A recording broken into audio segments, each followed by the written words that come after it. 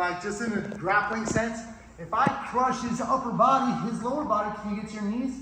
Yeah, of course, right? But if I crush his lower body, can you get up on your elbow and build your base? So sometimes when you crush one side of the body, the other side of the body is still kind of able to move, right?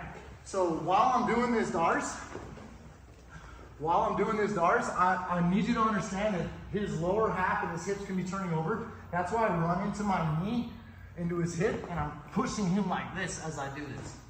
If I don't push him, watch how Tristan gets your knees. See how you can turn over like that? This is why I'm doing that, turn over to your knees, Tristan. So I need you to understand some of this concept. Notice I'm pushing on my toes. So in some of that, just realize the guy's constantly trying to turn in. If he already shot an underhook, he's already coming in already. You know, you're late to the game.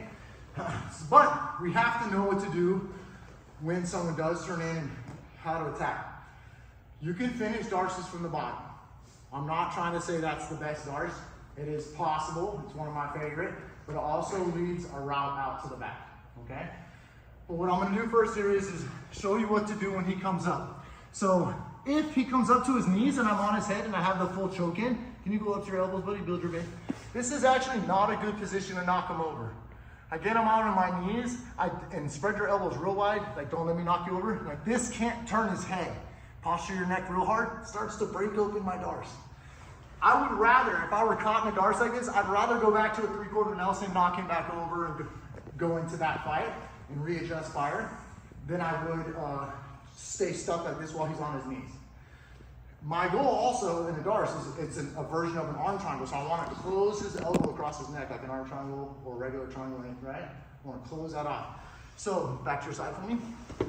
So as he gets up, if he made it up before me, then I got to go on my side.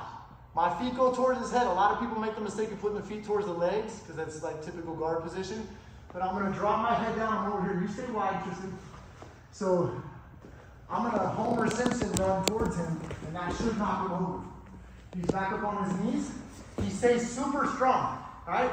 I can't get him over. I used to do this when I was training with Johnny Hendricks. You guys know his name in Oklahoma. And we're in Dallas. I couldn't knock him over. You can go to the lap, pull him over, go back to the back, he can come here.